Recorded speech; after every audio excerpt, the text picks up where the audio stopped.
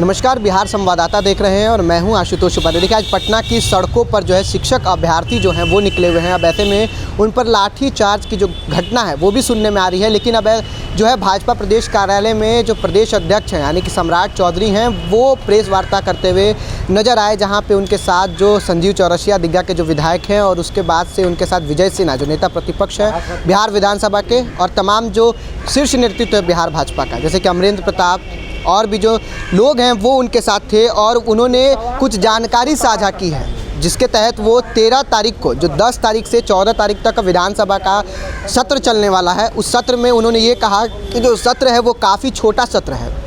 बिहार पे अगर बात किया जाए तो छोटा सत्र है, लेकिन हम 13 तारीख को जो है गांधी मैदान से लेकर बिहार विधानसभा तक विधानसभा मार्च निकालेंगे, जिसमें पैदल मार्च हम लोग करेंगे, जिसमें मार्च का आयोजन होगा, जिसमें तमाम जो भारतीय जनता पार्टी के कार्यकर्ता हैं, भारतीय जनता पार्टी के जो नेता हैं, विधायक हैं, वो उसमें शामिल होते हुए नजर आएंगे। अब उसमें जो उनका मुद्दा होगा वो ये होगा कि 10 लाख जो नौकरी का वादा किए थे, जो तेजस्वी यादव जो महागठबंधन की सरकार है वो वादा की थी 10 लाख नौकरी का, वो नौकरी क्या हुआ, इसको लेकर वो सवाल पूछते हुए नजर आएंगे। अब और उसके बाद से जो शिक्षक अभ्यर्थियों की बात जो है उस पर वो प्रश्न पूछेंगे। उसके बाद से नियोजित शिक्षकों को लेकर प्रश्न पूछते हुए नजर आएंगे कि आखिर जो पुराने लोग थे उनको राज्यकर्मी का जो दर्जा है वो क्यों नहीं दिया गया। और उसके बाद से आपको बता दूं मैं कि जो सुल्तानगंज का जो ये ब्रिज था यानी कि जो गिरा है, उसको लेकर भी भ्रष्टाचार का जो बात है वो भी उन्होंने अपने मीडिया के सामने समक्ष रखा। और उनके साथ साथ जो नेता प्रतिपक्ष हैं बिहार विधानसभा के यानी विजय सिन्हा, वो भी प्रेस वार्ता के दौरान संबोधित करते हुए नजर आए। फिलहाल वो लोग क्या कुछ कह रहे हैं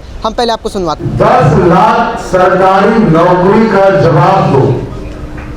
सरकार 10 लाख सरकारी नौकरी कब तक देगी, इसका जवाब चाहिए। और जो सीईटी,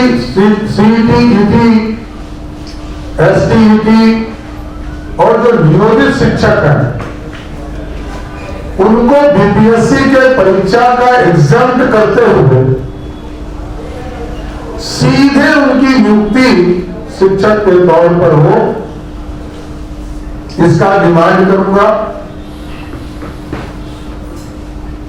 और जो नियोजित शिक्षक हैं या शिक्षक हैं, उनको राज्यकर्मी का दर्जा प्राप्त हो, इसका भी हम लोग डिमांड उस आंदोलन के माध्यम से करेंगे। इसके साथ साथ जो वित्त रहित महाविद्यालय है, उनके शिक्षकों का भुगतान हो। पिछले 4 वर्षों से बिहार सरकार ने भुगतान नहीं किया है। और 2 महत्वपूर्ण और विषय हैं जिससे पूरी तरह बिहार में लोग त्रस्त हैं। एक, कानून का राज पूरी तरह समाप्त हो गया, अपराधीकरण हो गई सरकार के राज्य में कोई कानून नाम का चीज ही नहीं रह गया, कोई सुरक्षित नहीं है। और दूसरा, भ्रष्टाचार। आपने देखा कि सुल्तानगंज में किस तरह ब्रिज गिरे और आज तक कोई एफआईआर तक दर्ज नहीं हुआ। 1410 करोड़ रुपया का पेमेंट हो चुका, जबकि 38% बिलों पर वो काम था। 1700 करोड़ में से 38% बिलों का काम था, तब भी 1400 करोड़ से अधिक का पेमेंट हो चुका। यह स्पष्ट झलकता है कि सरकार की संलिप्तता के आधार पर ही भ्रष्टाचार हो रहा है। और ये पूरी तरह जिम्मेदार सिर्फ और सिर्फ नीतीश कुमार है, महागठबंधन के लोग जिम्मेदार हैं। आज शिक्षकों का अपमान हो रहा है तो उसके लिए जिम्मेदार सिर्फ और सिर्फ नीतीश कुमार और महागठबंधन की सरकार है। इसलिए 13 जुलाई को हम लोग पूरे बिहार से भारतीय जनता पार्टी के कार्यकर्ता जुटकर विधानसभा मार्च का कार्यक्रम आयोजन करेंगे। ये कार्यक्रम बिहार के अंदर पूरी शैक्षणिक वातावरण को नष्ट करने का, एक असमंजस की स्थिति बनाने का और यहाँ के प्रतिभावान शिक्षकों का अपमान करने का जो सरकार की सोची समझी रणनीति है और इनका जो शिक्षा मंत्री का तर्क है कि गणित का, विज्ञान का, इंग्लिश का शिक्षक नहीं, अभ्यर्थी नहीं, जो बिहार दर्जनों IAS IPS हर स्टेट के अंदर बिहार से है, उस बिहार का अपमान, उस बिहार का शैक्षणिक वातावरण को नष्ट करना, वहां के शिक्षकों को, शिक्षक अभ्यर्थी को, नियोजित शिक्षक को, वित्तरहित शिक्षकों का आज 33 वर्ष के अंदर जिस तरह से अराजकता का माहौल शैक्षणिक वातावरण में व्याप्त है, उसको लेकर हम लोग 13 तारीख को विधानसभा मार्च करेंगे, सड़क पर भी मार्च होगा और सदन के अंदर भी सरकार को जवाब देने के लिए दिवस करेंगे। बिहार के प्रतिभा का हनन करने का अधिकार चरवाहा विद्यालय वाले लोगों के हाथ में और उनके संगति में बिहार के मुख्यमंत्री जी, ये कतई बिहार की जनता को स्वीकार नहीं होगा।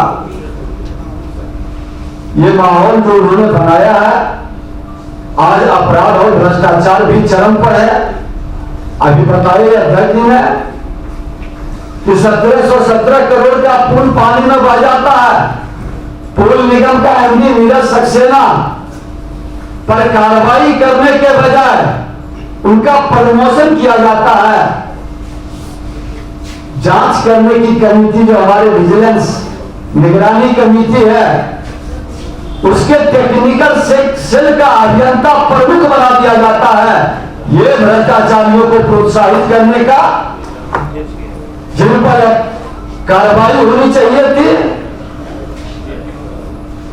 उनका प्रमोशन देकर बिहार में भ्रष्टाचारियों को आप संकेत दे रहे हैं कि हमारे साथ जुड़ने वाले कमीशन खोरी वातावरण में मजबूती प्रदान करने वाले को हम संरक्षित करेंगे। ये कतई स्वीकार नहीं होगा। ये विषय भी सड़क से सदन तक उठेगी और अपराध, भ्रष्टाचार और शिक्षा, शैक्षणिक वातावरण, शिक्षकों का अपमान, ये कतई नहीं स्वीकार करेंगे। 10 लाख का सपना आपने दिखाया था और 10 लाख का सपना मुख्यमंत्री जी ने दिखाया था। 20 लाख की बहाली की बात आपने की थी। पहली कलम से पहले कैबिनेट में इसका जवाब सदन के अंदर देना होगा। इस मार्च में बिहार विधानमंडल के सदस्य शामिल होंगे या भाजपा के बड़े नेता शामिल होंगे? सभी लोग रहेंगे, सदन के अंदर भी हम लोग लड़ेंगे, सदन के बाहर भी लड़ेंगे।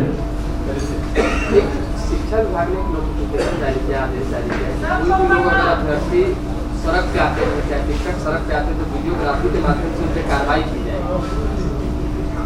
एक भ्रष्टाचार और अपराध से जुड़ा हुआ सरकार भय का वातावरण बना करके लोकतांत्रिक रूप से अपनी मांगों को रखने वाले को डराने का काम करेगा। जिस तरह से सोशल मीडिया को भयभीत करने का काम करते हैं, तो यही तो आपातकाल है। अघोषित आपातकाल बिहार के अंदर सरकार के द्वारा लगाने का प्रयास है, डराने का, धमकाने का, जेल में भेजने का। इसके विरुद्ध जिस सरकार की मानसिकता अघोषित आपातकाल, जो घोषित करने वाले आपातकाल के संगति में आने के बाद इनकी मानसिकता बनी है, उसके विरुद्ध भारतीय जनता पार्टी खोलकर, जिसको संविधान और संवैधानिक संस्थान पर विश्वास है, उसके साथ खड़ा है। नीतीश कुमार अपने विधायकों से मिल रहे हैं, आमतौर पर ऐसा होता नहीं है। सभी विधायकों, विधान पार्षदों से वो वर्तमान अकेले में बैठकर बातचीत कर रहे हैं। हो सकता है कि उनके विधायक उनके साथ नहीं हो, डर लगता हो कि विधायक भी नहीं चल रहे, क्योंकि जनता तो चल चुकी है। जनता का मूवमेंट तो भाजपा की ओर बढ़ चुका है। नीतीश जी को यह भी डर लग रहा होगा कहीं सब विधायक तो कहीं नहीं चल रहे, इनके पास अब कोई बचने वाला नहीं है। 2024 में आप सामने जो महागठबंधन के वोटर को देखते हैं वो पूरी तरह हाफ होगा, इसमें कहीं दो मत नहीं।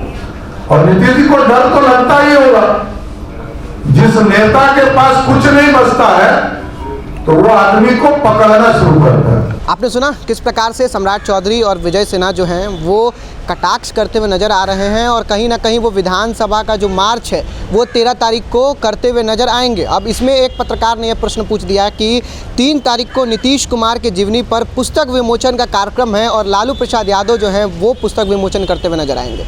तब उन्होंने जवाब दिया कि उनके आका लालू प्रसाद यादव हैं, वो तो करेंगे ही ना, नरेंद्र मोदी तो है नहीं। अब उसके बाद से उन्होंने ये भी कहा कि अगर अच्छी बात अगर उसमें होगी तो हम भी पढ़ेंगे, लेकिन अगर अच्छी बात होगी तो हम क्यों ही पढ़ने जाएंगे। स्वाभाविक है, लालू जी आजकल तो ट्रेनर है ना, उनके आका कौन है?